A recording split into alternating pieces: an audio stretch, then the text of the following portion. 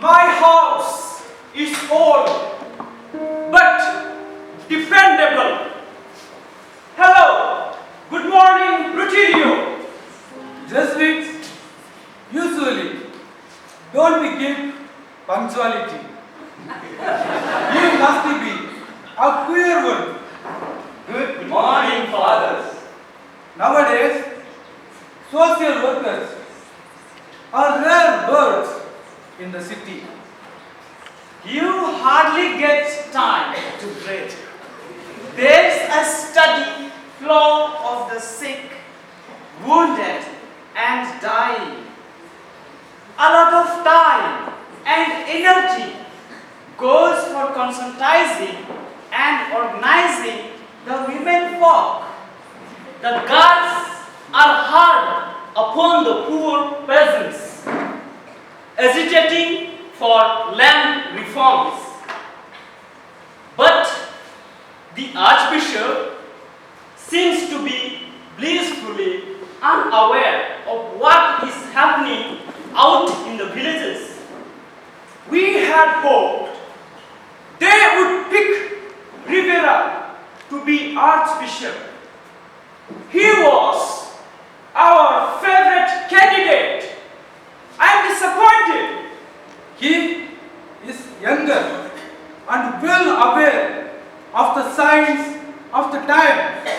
So far, Romero has kept a rather low profile.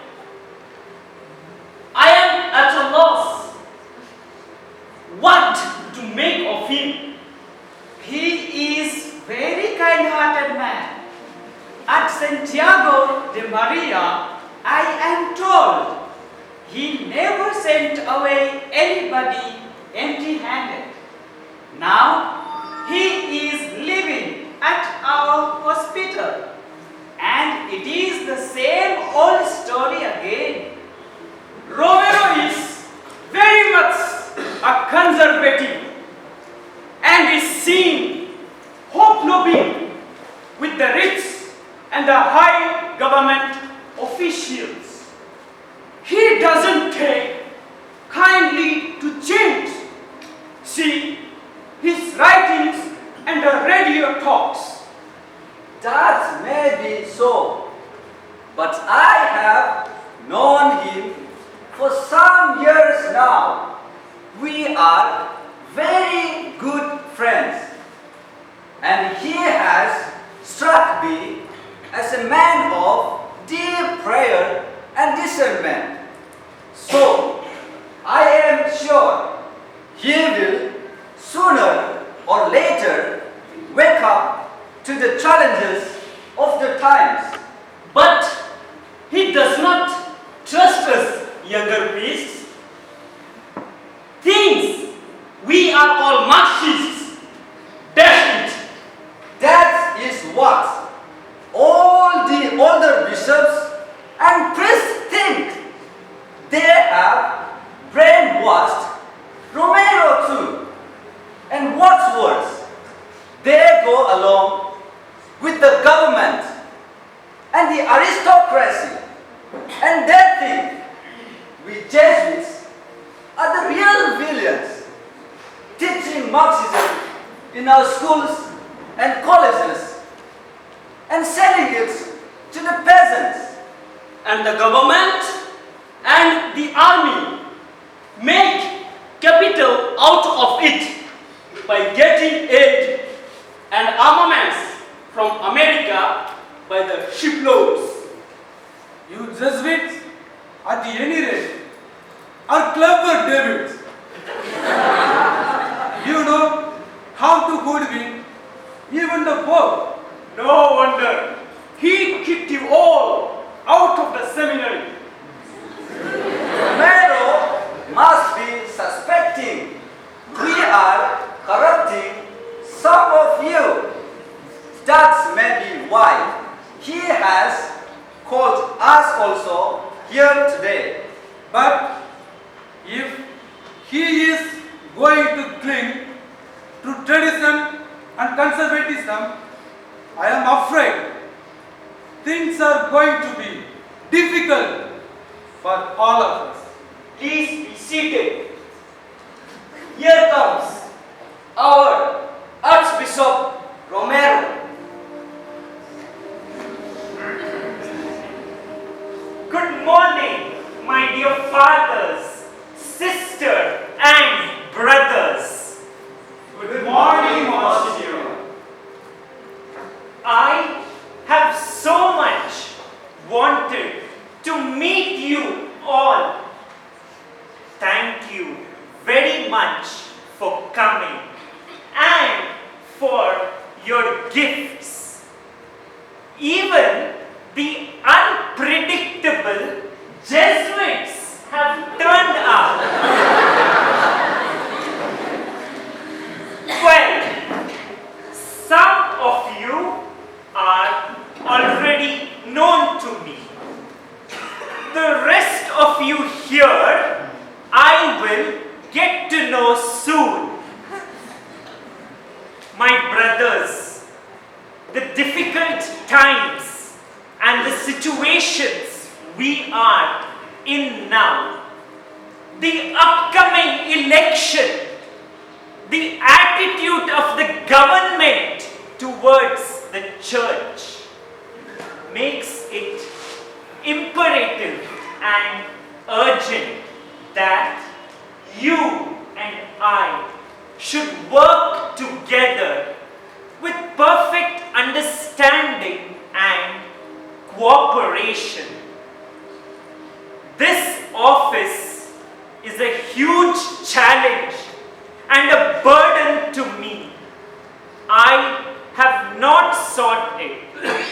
The Lord has placed it on my weak shoulders.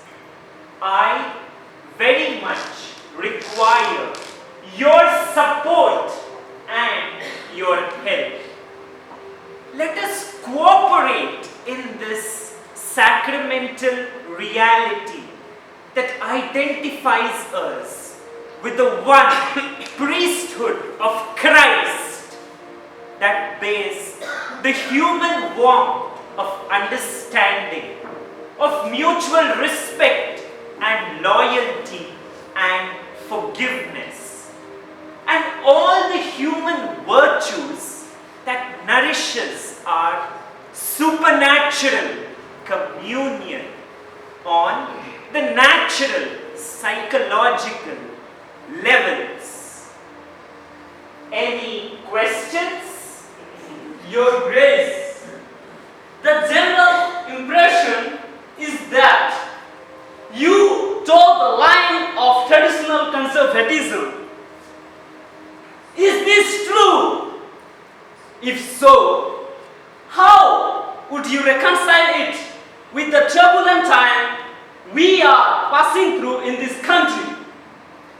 Many have said this of me. The tradition that Christ is confided to his church is not a museum of souvenirs to preserve.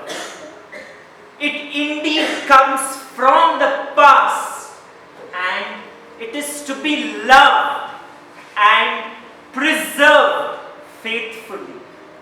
But it is also with a view to look into the future, making the church fresh, effective, and up to date in each epoch of history.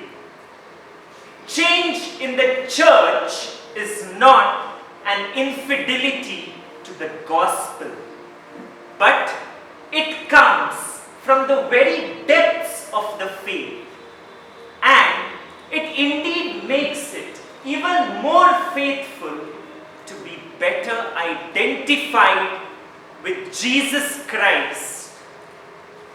In this sense, I am both a traditionalist as well as open to change. Your Grace, when and where can we have access to you? My office is here, but I live at the hospital. Almost the whole day I am here. And moreover, many of the facilities here are at your disposal.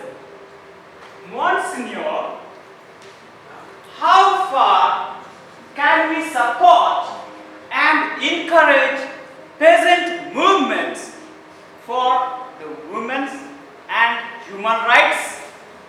Of course, you can support them, but with prudence. However, I must warn you not to alienate the government and the aristocracy, as it would only backfire. I earnestly recommend your restraints and prudence in your involvement. Thank you very much for coming. You are all